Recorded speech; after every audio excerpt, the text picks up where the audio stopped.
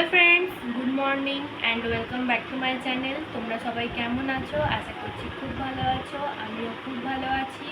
তো চলো আমি আমার ব্লগটা এখান থেকে শুরু করি। তোমাদেরকে জানাই শুভ রামনবমীর অনেক অনেক শুভেচ্ছা। তোমরা আজকে অনেক এনজয় করো। আজকে আমাদেরও একটা জায়গায় যাওয়ার প্ল্যান আছে। তো চলো কতটা কি হয় তোমাদের সাথে একটু একটু করে সব কিছু শেয়ার করবো। চলো, সকালবেলায় এটা হলো আমার আজকের ব্রেকফাস্ট। এতে আছে এক বাটি মুসলি, দুটো খেজুর, আর এখানে 3টে কলা আছে।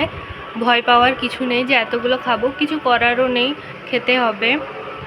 খেতে তো হবেই, তার কারণ কিছুদিন আগে বাবা এসেছিল দেখা করার জন্য। তখন আমাকে প্রায় 2 ডজন মতো কলা দিয়ে গেছে। তো কলাটা যেহেতু একটা পাকলে একসাথে সব কলাই পেকে যায়, তার জন্য আমাকে একসাথে 2-3টে করে কলা খেতে হচ্ছে, যাতে নষ্ট না হয়ে যায়। আর খাওয়া তো উচিত, তার কারণ যত আমার বয়স সেই অনুযায়ী ওজনটা ঠিক নেই, আন্ডার ওয়েটে আছি। তো খাওয়া দাওয়া করছি যাতে একটু মোটা হতে পারি।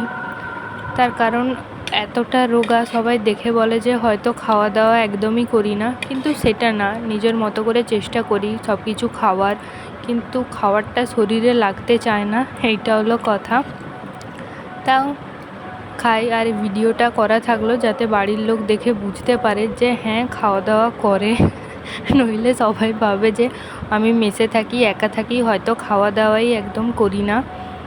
তাই জন্য যাই হোক খাচ্ছিলাম তখন।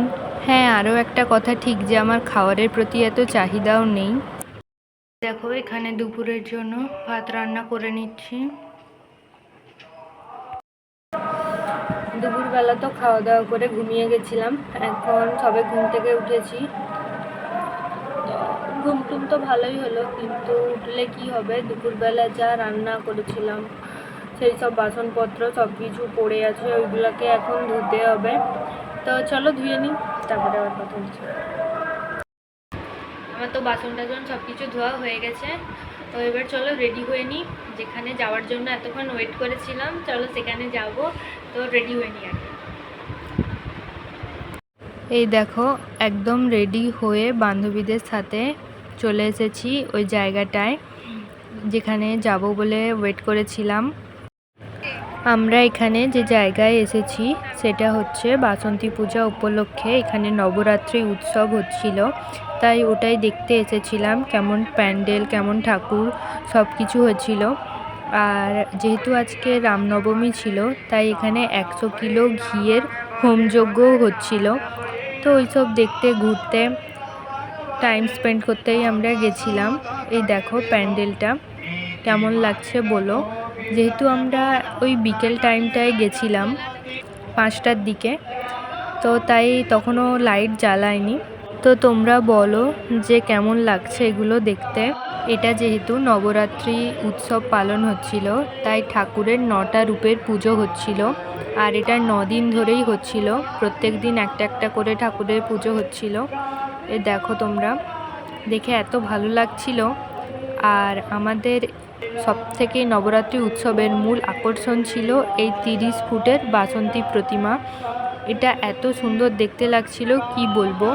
যেহেতু এটা 30 ফুটের ছিল না, তো আমরা যেহেতু নিচ থেকে দেখছিলাম, মানে এটা এত বড় লাগছিল, ঘাড় উঁচু করে আমরা এমনভাবে দেখছিলাম, সত্যি অবাক হয়েছিলাম।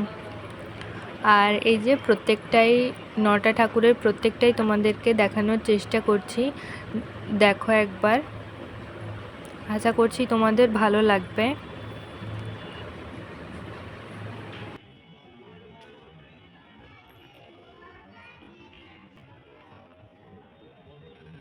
আর এই যে ভেতরের ডেকোরেশনগুলোও খুব সুন্দর ছিল, নিট অ্যান্ড ক্লিন, বেশ ভালো লাগছিল দেখতে।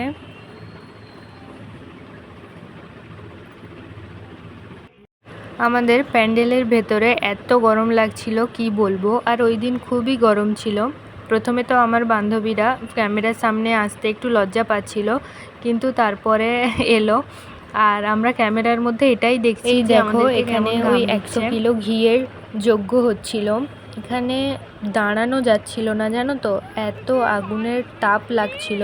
আর আগুনের শিখাটা তো প্রায় 5-6 ফুট উপরে উঠছিল। তারপরে ওই সব দেখে আমরা এলাম একটু মেলার দিকে। অনেক কিছু দোকানপাট বসেছিল, তো ওইগুলোই আমরা ঘুরে ঘুরে দেখছিলাম, মজা করছিলাম। এই দেখো এখানে অনেক ধরনের রাইডসগুলো এসেছে, ওইগুলোই দেখলাম। আমরা বারবার একটু করে ক্যামেরা দেখে নিচ্ছিলাম, তার কারণ প্যান্ডেলের ভিতরে এত গরম লাগছিল আর বাইরে এত হাওয়া দিচ্ছে, চুলগুলো এমন এদিক ওদিক হয়ে যাচ্ছে। আমরা বারবার ওগুলোই দেখছিলাম যে ঠিকঠাক লাগছে কি না। তারপর আবার আমরা এখানে আইসক্রিম খেতে খেতে একটুখানি চিপস ভাজার দোকানে চলে এসেছিলাম। আর এই দেখো রাত্রিবেলা প্যান্ডেলটা কেমন লাগছে দেখে বলো।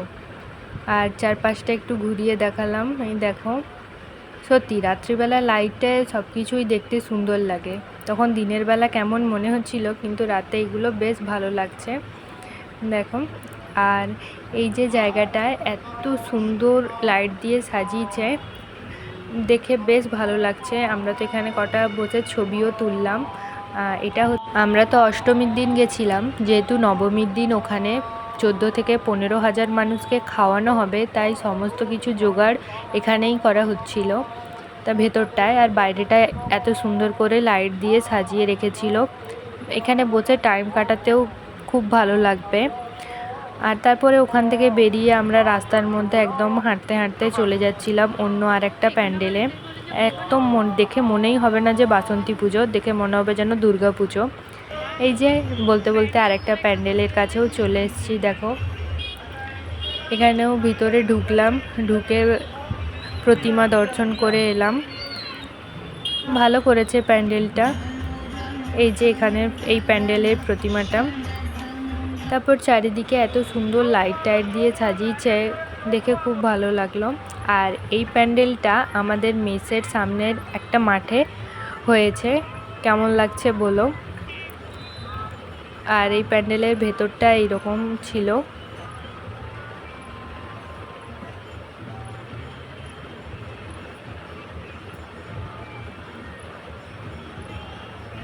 আমরা পরপর ঘুরে 3টা প্যান্ডেল তো দেখেই নিলাম একদম। আর পায়ে হেঁটে সব প্যান্ডেলগুলো দেখছিলাম, তো দেখে মনে হচ্ছে যেন দুর্গাপুজো দেখতে বেরিয়েছি।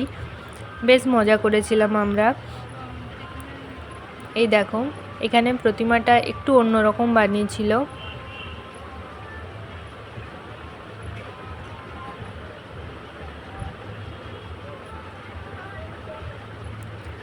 আর এই যে এখানে স্টেজ, এখানে অনেক রকমের প্রোগ্রাম হচ্ছিল, কিন্তু যেহেতু প্রোগ্রামগুলো সব 9টা থেকে শুরু হয়, রাত্রি 9টা থেকে, তাই আমরা আর এসে দেখতে পারি না। এটাই যা। এই দেখো আমি ঘুরে চলে এসেছি, আর অনেকটা রাত হয়ে গেছে। তো আমি আমার ভিডিওটা এখানেই শেষ করছি। তোমাদের যদি ভালো লাগে প্লিজ লাইক, কমেন্ট, শেয়ার আর সাবস্ক্রাইব করে দিও। চলো বাই, গুড নাইট।